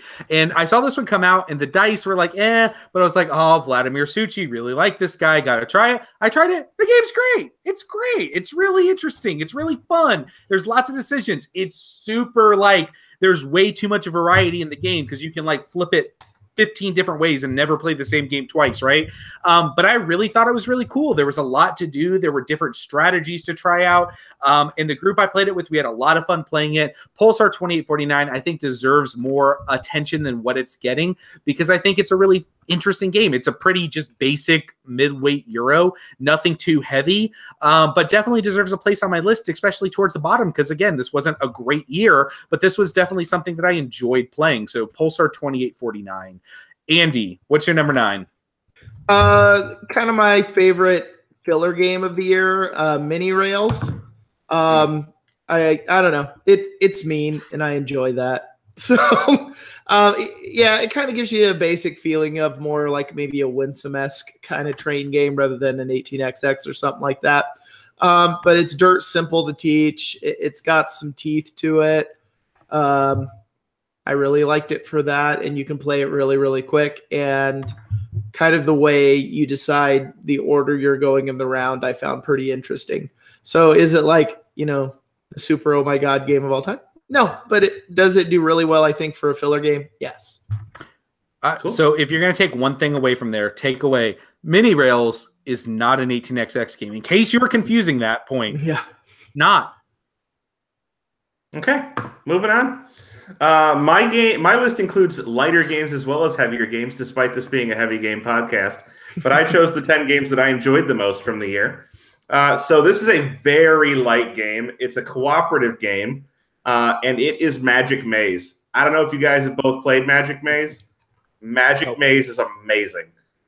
So Magic Maze is a game where each player controls one portion of several characters' movements. And there is a mall in which your adventuring party is going to steal weapons so that they can go on an adventure. But they're trying to move, and you're trying to move through obstacles. But like maybe only I can move up, and maybe another player can move right, another player can move left, another player down, and up and down escalators. And you have to figure out how to coordinate this. Of course, it's all timed. So you're trying to figure out who's moving what, where, when, and how in order to get these items to get out. It's just a very good answer to the kind of alpha player that you get in co-ops because you're not allowed to talk. So you can't really have an alpha player if nobody can talk and nobody can do all the moves. So I thought it was an interesting one. It's a lot of fun. If you haven't had a chance to play it, you should try it. Cool. Awesome. So my number 8 is Clans of Caledonia. So this is, again, it's another Euro. It's pretty standard Euro, but I really enjoyed this one. I really did. I know a lot of people have been giving this one like a hard time in the heavy game world, but I really think there's a lot of decisions to make, and I have enjoyed every play I've had of this. I played it with people that really enjoyed the like midweight Euros, and also people who enjoy the heavyweight Euros. And I get good reactions every time I bring this game out. I found it deeply interesting. I found it like that every time I play, there's something cool and new to try and explore in the game so far. I like the different clan powers. I mean, I feel like this is a year kind of like the dual Terra Mystica, reprints, and one went one direction, one went the other direction. But Clans of Caledonia, it's very Terra Mystica-esque. It's not completely, but it does have a lot of familiar things in it. And I feel like Clans of Caledonia, you could do a lot worse than that. I think it's a super solid game, and one that I am happy to have in my collection. My number 8. Andy, what about you? What's your number 8? My number 8 is one that arguably could be a 2018 release. I have a couple of those, but it on BGG it says 2017, so we're going for it. And I did play it a bunch then. So a Sierra Madre game, Bios Megafauna 2. It's a really interesting game. It's kind of on his science line of games, which are a little bit more simulation-y than the PAX line of games. So it kind of follows the format of draw a card, watch what horrible things happen in the world, and then make decisions based on that to maximize your attempted score on stuff. I don't know. I find it interesting. The way some of my people in my game group describe this is the science line of Phil Eklund games are my Ameritrash games or something like that, where the theme's pretty strong in it. I don't know. I just love that they got continental drift as a game mechanic. That's it's the kind of thing that, unfortunately, it's weird. Like, I've had this argument with Joe Salin where he's like, Dominant Species is a highly thematic game. And I'm like, what? No, it totally is. Dominant Species is thematic. Yeah. Some of it is, other than I quibble with as an arachnid, I can't redirect an asteroid to kill insects if they're looking me off. But it is. But this one, like, I think simulates that aspect a little more. Overall, though, I do find that the science line of games, unless you've got the right person who is okay with a simulation style game, I probably prefer them solo more than I do group based. But I really enjoy them. I buy everyone that comes out, and this one I helped with some of the play testing, so I guess I played it a fair amount in 2017, if nobody else did. It was supposed to be 2017, but yeah, issues. Ryan, what's your number 8, man? Number 8 is Clans of Caledonia. We just did that, so moving on. All right. My number 7 is kind of my oddball pick. I mentioned this game before earlier in the year that I was really liking it. And I've played it a couple times recently, and it holds up. Definitely scale the difficulty of this game as you play it more and start building upon what you've done. Because if you just keep playing the basic game, you're going to burn out. But if you start scaling and adding in the things that make it more difficult, I think you'll keep enjoying it. But this is Spirit Island. Very odd choice for the type of game that I like, but I have found that I think Spirit Island deserves a place in my collection and is definitely the most fascinating cooperative game that I have ever played, because I don't normally enjoy those, but this is one I can actually put my stamp of approval on and say I find it very interesting. So mine is Spirit Island. Don't think we're gonna see this on Ryan's list from his reaction. So almost I made liked my it, but list. my wife didn't, and so we don't own it anymore. And I didn't get to play enough of it to actually judge that. So, gotcha. All right, Andy, you are up. What's your number 7? Probably my favorite filler game for the year, Table Battles by Hollandspiel. It's just kind of a weird dice chucky game, but it kind of simulates a war game, but you're over in like 10 to 15 minutes. The thing that's really neat is there's different wings of units you put out. So you pick like a card that says this is the battle you're playing. Here's any special rules for it. Here are the units you get to use. And you break them up by color. And then each unit can kind of attack a certain kind of other unit. So basically they use these weird card orientation things to simulate there being a map in a war game. Then you roll dice. You load them onto things. You can take actions. What I kind of like about it is they twist that whole sort of roll thing. So many games is you roll your dice, you look at them, you decide what you're going to do. In Table Battles, you have to decide what you're going to do and then roll your dice. So it's always like a delay. So I roll my dice and that projects what I'm going to be doing next round. Okay, well, now I will take my actions and I will roll my dice, and based where I've seen your dice, I'm going to counter it using this. So it kind of becomes I know that you know, or I can see what you're doing, so I'm going to counter it this way. And then the game is basically won or lost based on your control of the tempo. So whoever can make the right move when it's time, the game then falls to conclusion fairly quickly. But for a quick 10, 15-minute filler game, it's like a 5-minute teach, and then you go. Cool. Awesome. Well, that's one I actually would be interested to play at some point. Ryan, go ahead. What's your number 7? Yeah, number 7 is another kind of, I guess, lighter game, but one that I really enjoyed. It was a Gen Con release this year from Renegade. Actually, designed by a friend of mine. It's Ex Libris. Have both of you played this? No, I have not. Is that the library one? It is. Magical library building. It's a worker placement with some card placement mechanisms into your little tableau. It's relatively light, but it's enjoyable. I think the little powers of the specialized meeples that you get can be kind of interesting. All in all, I just thought it was a solid game, and that's why it made this list. I didn't think there were that many solid games overall throughout the year. And we're getting kind of more into the list of what I would call the truly solid games for the year after this in the heavier aspect, at least the ones that I've played. But if you're looking for something that gets to the table relatively quickly, it looks beautiful. The artwork on it is phenomenal, and plays pretty interestingly with some decent player powers. You should check it out. It's not involved. Don't get me wrong, but it's a good game. So. Cool. My number 6 is a game that I find interesting enough to be my number 6, and that's Altiplano. Is there anything super special about it? No. Is it better than Orleans? Probably. Is it deeper? Yeah. Is there more going on? Sure. Is it like totally better? Yeah, mostly because it has llamas in it, right? They're alpacas, but yeah. Alpacas. Yeah, whatever. I'm a llama racist.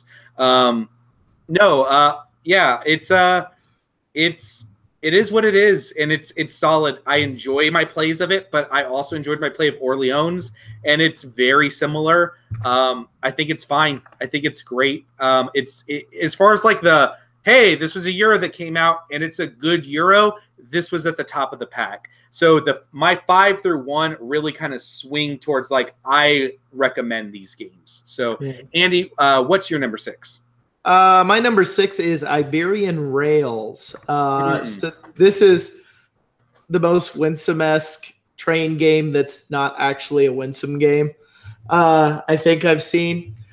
Basically, they take your basic mechanisms like Chicago Express, Cube Rails kind of games, and then they add in this kind of nifty character selection aspect with special powers.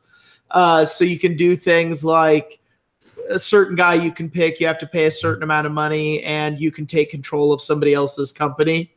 You have other people that allow you to like build through other people without paying a penalty cost to it. There's different things like that.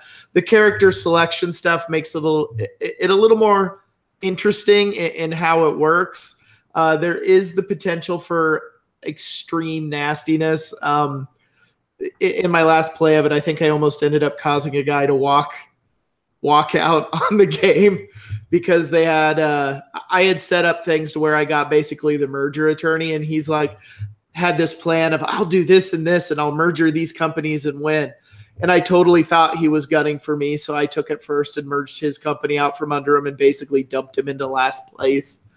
So anyway, there's a little more confrontation in it, I think, than some, but that character selection aspect of it makes it kind of interesting just because of the different powers you can get. So think playing Chicago Express with multi-asymmetrical powers that you choose round per round. This is probably my biggest, like, I haven't played and I should have played one.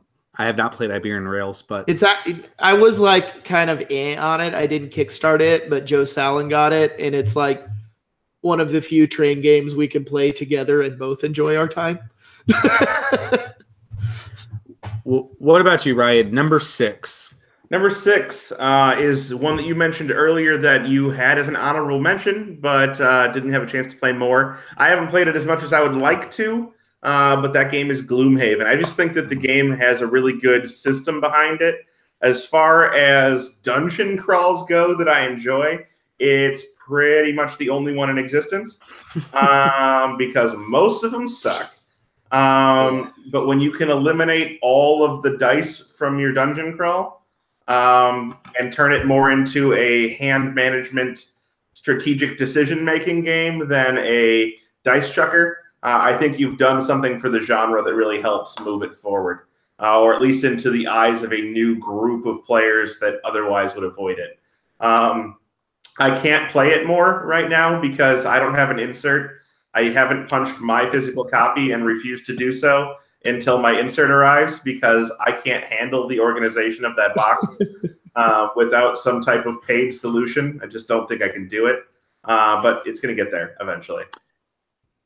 Awesome. So my number 5, so this is where I actually start really liking and recommending these games hard. I have a soft spot for really, really odd games. And the oddest game I played, I'm still not sure if it's a game. And that's 4X. So foreign exchange is what that stands for. This game is weird. Again, it's very, it might even kind of be like in that category of like, is this kind of more simulation-y and just like, hey, who won? Okay, good job. But how did that happen? I wonder, and kind of like analyzing what decisions and what other players doing led to that happening rather than like, oh, I'm a better player than you, because this is a really weird game. It's really hard to figure. It's really hard to like justify why you're doing what you're doing. It's really a game to like kind of pull levers and see what happens. But I really did enjoy my plays of it. So that's 4X. I'd be excited to get this to the table again, but not so much as like, I want to get better, but more just, I want to have that experience again. So my number 5 is 4X, Forex, 4X. Andy, what's your number 5? The one of the 2 18xx titles I put on this list. My first one in number 5 is 18 Ireland. Boo! I knew you would like this one. No, 18 Ireland for me. 18xx games fall into 2 camps for me that I really enjoy. I'm going to twist the system in so many weird ways that like it's just out of the park, different from say 1830. And then my other one is ones that are just unbelievably vicious, and 18 Ireland falls in that category for me. I don't know. The thing that makes this game interesting to me is the way they handle mergers. Because they often say in 18xx that the MacGuffins are the things that make it unique. They're a tool or a weapon. The mergers in 18 Ireland are very much a weapon. I love sitting there with basically a company worth crap and start building towards somebody who has a really good one, knowing that I'm going to destroy their value and up my own when I meet up with that track. So yeah, 18 Ireland. It's definitely, I would say, a divisive one on some. I know there's some people who really like it and really don't, but I like it for the viciousness. I have to say this, okay? I tore 18 Ireland apart on this podcast after playing it, and I hated it. But I waited a few months, like 6 months, and I said, you know what? I need to pull it back off my shelf. I need to give it another try. And I went to it with fresh mind. Like, I did not go into it like I know this game sucks. But we played, and me and the other player that were playing it were both like just miserable the whole time, because we're like, this game sucks. This is a slog. This is a miserable game to play. There's nothing fun happening. There's nothing exciting. It is just a miserable game. I think I told Ryan earlier, it is a festering pile of I hate. You know, this is worse than the God. This game sucks. I hate this game so much. I have never viciously hated a game so much. I freaking hate 18 Ireland. Sorry. That's been building up for a while. That's all right.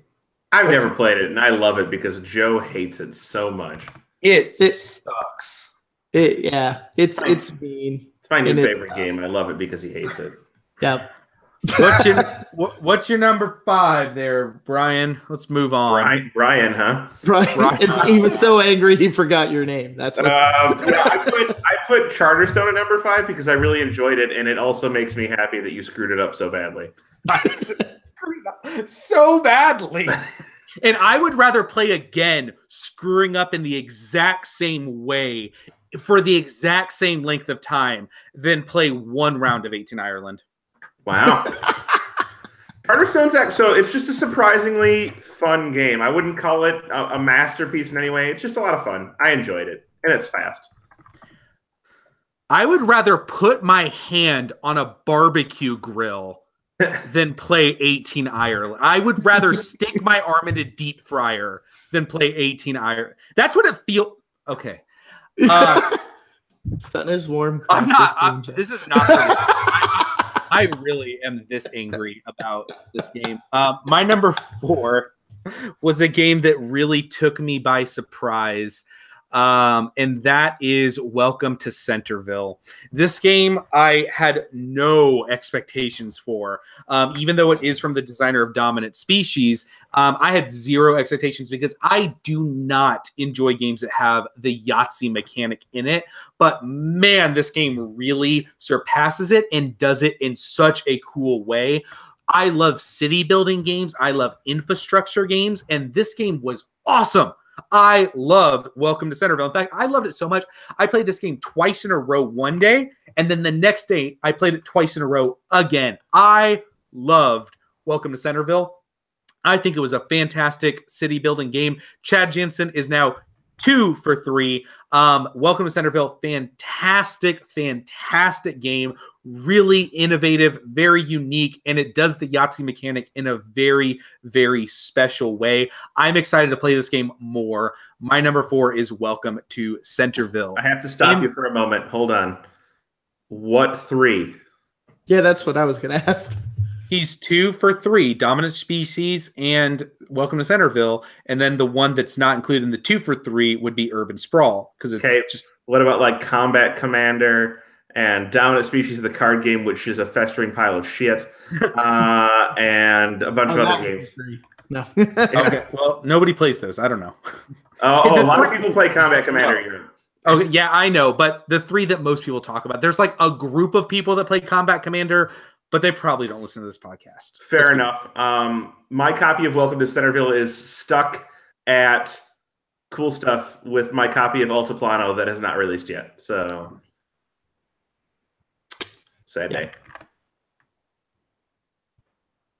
I think we're on Andrew. Yeah, Andy, you're up with. So my number 4, Joe mentioned 4X. I don't know. I like crazy opaque games that are hard to figure out. And I think there is a game here and it's interesting, but I think it really depends on groupthink and decisions and what they actually do. And so, for example, I've read so much on the forums of people complaining about the design of the game because they're like, well, it's obvious that you would do that. And then the designer's like, actually, no, because you counter that doing this. And like, there's just all kinds of threads like that where someone's like, we need to change it because of this. And then like, he's like, no, this. Basically, it's a crazy opaque game where it's really hard to figure out exactly what's going on. It's odd. It's weird, which means I had to buy it. Cool. So I like it. I want to play it more.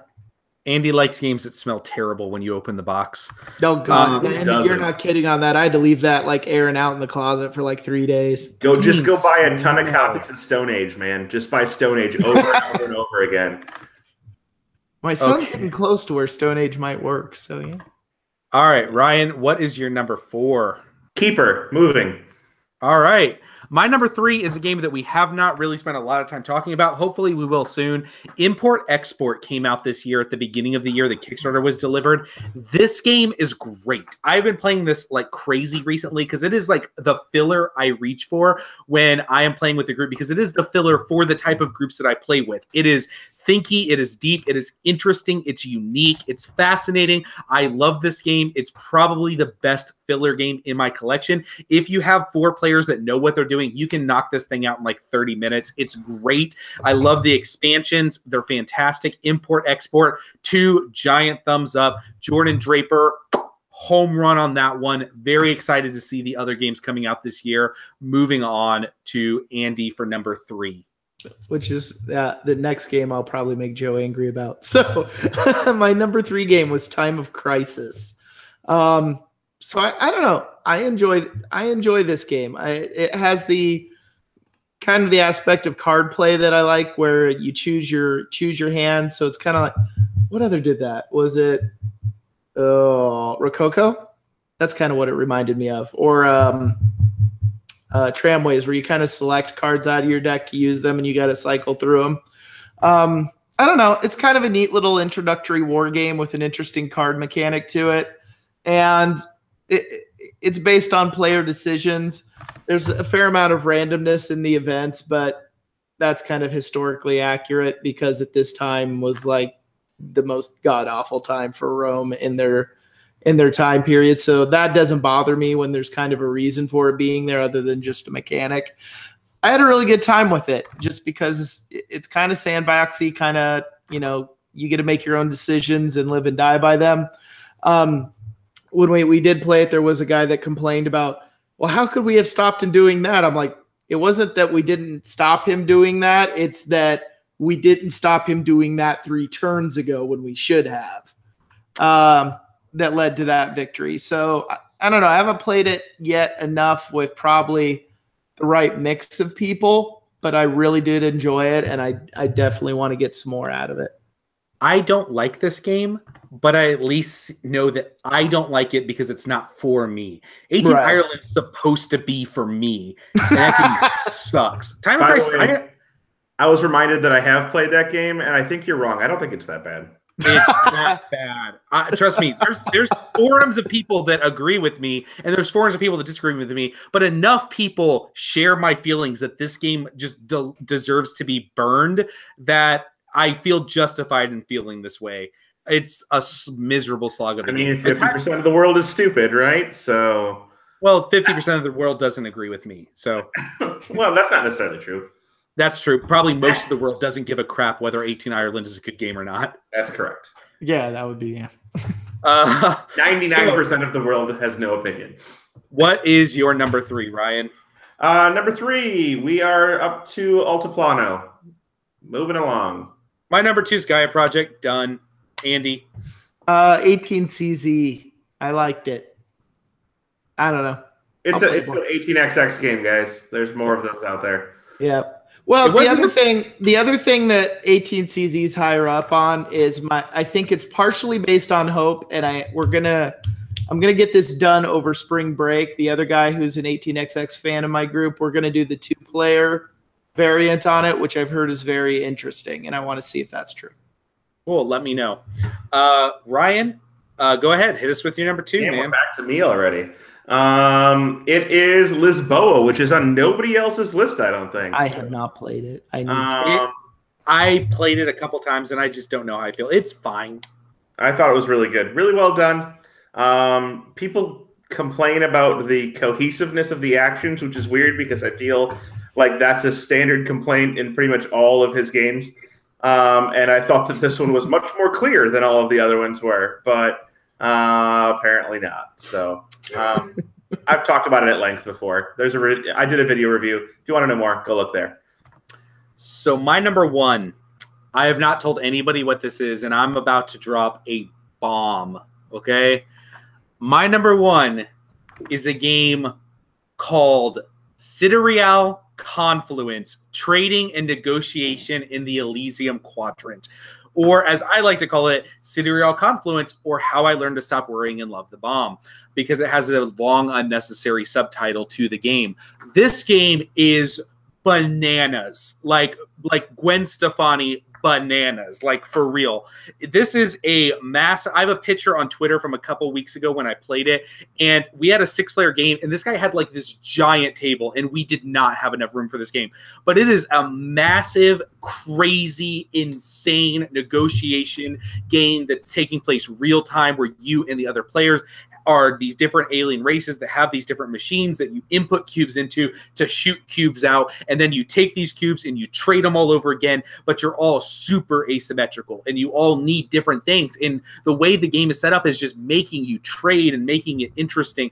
And you might have a group where this game does not work and does not fall apart with it. I want to talk about this more kind of in a main segment kind of review, but I want to play it more. But this game, just from the brief experience that I have had with it, easily my number one of the year. Like, this game is freaking hits me like in the spot where it brings joy to my soul. It is like that sip of classic Coca-Cola where the bubbles tickle your nose and you get that kind of like burning sense. It is good and wholesome and pure and everything that I love. This game is the best thing to come out of 2017, in my opinion. It blows all of the other games that I have mentioned away. It is so crazy cool and fascinating and interesting and different. And again, it's bananas. BANANAS. Okay, it's bananas. I love this game so much. City Real Confluence. Gotta try it. Gotta get a play of it in. It's awesome. Really, really enjoy it. I'm does it at least? Do I at least make you want to play it? Oh no, I was interested in playing it before. It's just one of those like the stars have not aligned things. Gotta do it with at least 5, I'd say, though. I don't think it would be play very well at 4, but 5, 6, 7. Get it done, man. It's awesome. I'm 95% sure that I don't want to play it. I think you can look at the picture I posted on Twitter and make that judgment call. Be like, I don't want to play this. This is not for me. I'm going to go look at it right now, but I'm already pretty sure from the name of the game. I looked at it like, nah, I don't think that's for me. Oh, it's a terrible name for a game. I don't know what they were thinking, but it's awful. It is a terrible name. It's like they didn't want to sell copies of this game. Yeah, no. I'm looking at the picture right now. There's just zero chance. It looks like Netrunner Arkham Horror, the mess of a table for people that have way too much time and not enough organizational skills. That's what I'm looking at. It wasn't that bad. It was like 3 hours. It wasn't. Oh God, it looks awful. All right, and Tim Kaiser says you would hate it so much. Andy, what's your number one, man? Give it to me. Once again, so I'm going with this one based on the fact that BGG says it's a 2017 John Company. I did play it in 2017. Yeah, so did I, but yeah, it's arguable. Anyway, but as far as it goes, yeah, it's one of the best games I've played in a long time. There's very few games that I've played lately where like I just want to get it to the table over and over and over again. There's very few games in the last few years that I would just leave my whole game bag at home and just bring that game. So yeah, John Company, really love it. All right, somebody send me a copy and I'll play it, but I'm not convinced yet. Number one is Gaia Project. Moving along. That's it. Congratulations, everybody. Those are our top 10 games.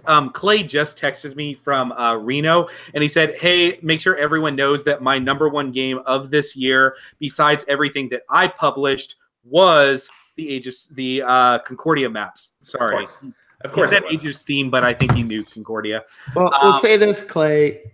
I didn't put on reprints, or 3 of your games would have been on it.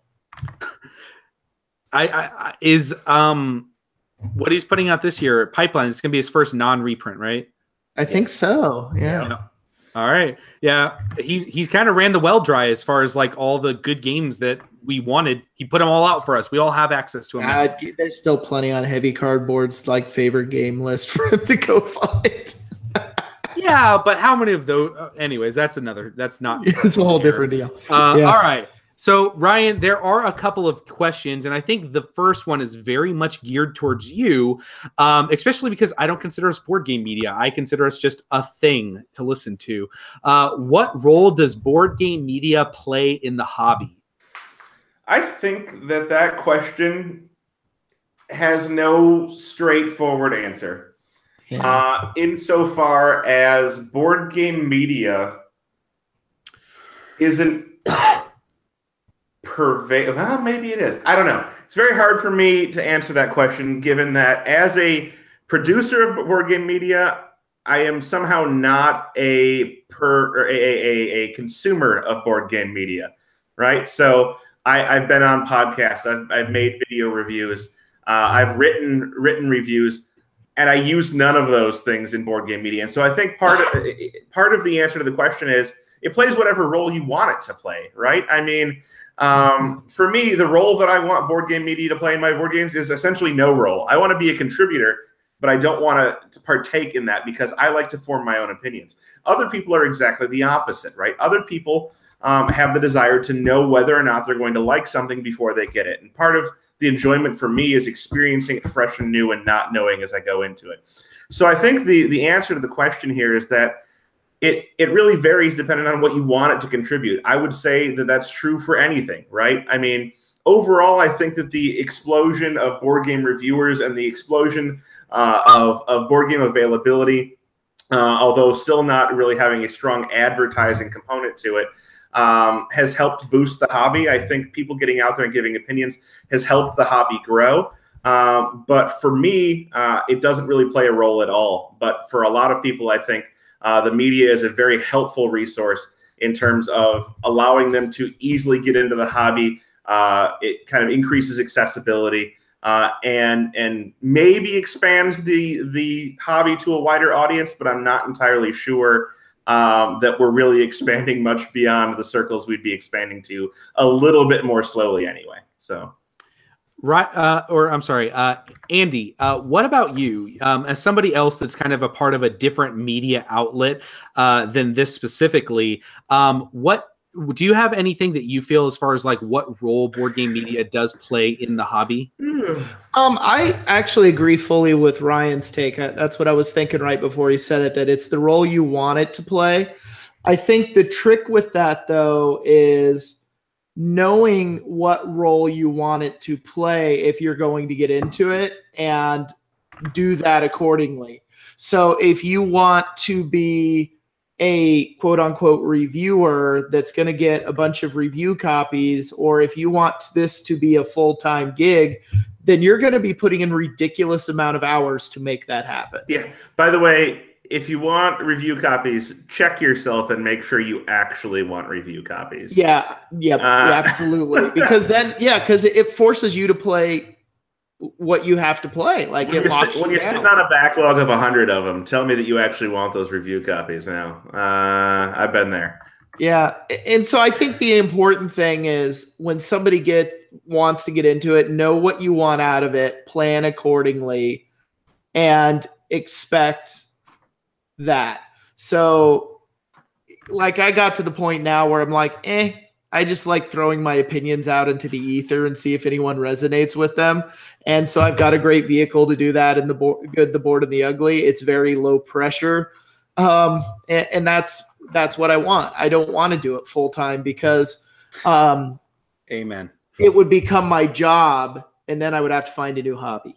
And then you would have a billion bosses, all the bosses.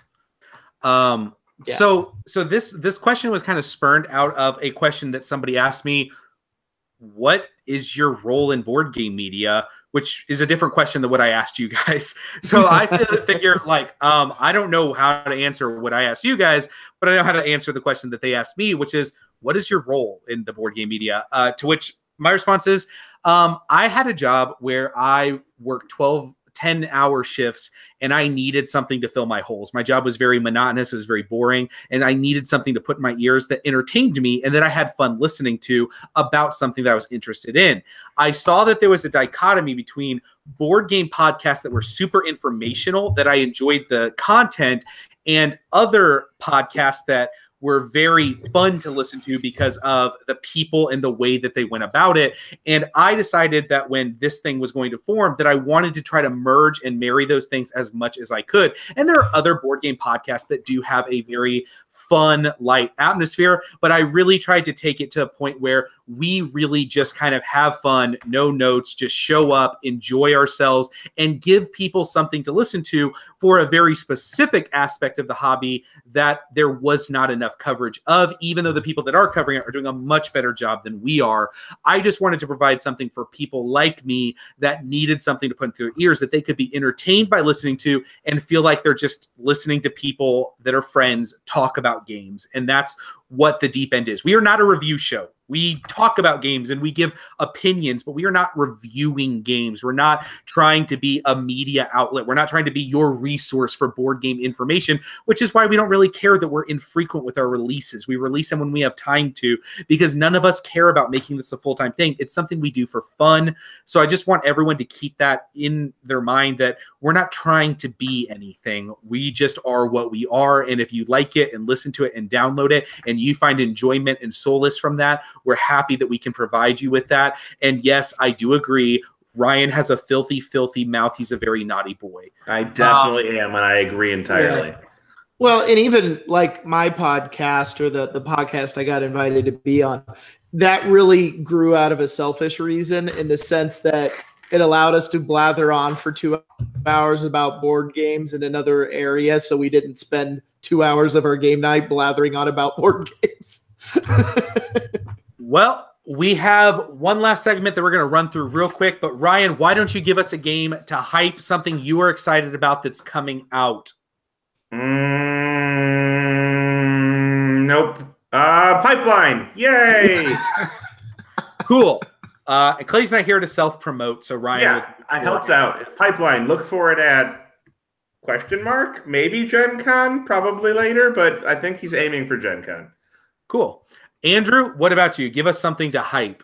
The game I'm most looking forward to this year is still Stellar Horizon, which, if you haven't heard of it, is like a war gamer making a build your own space programmer game, and he's a PhD, and I don't know.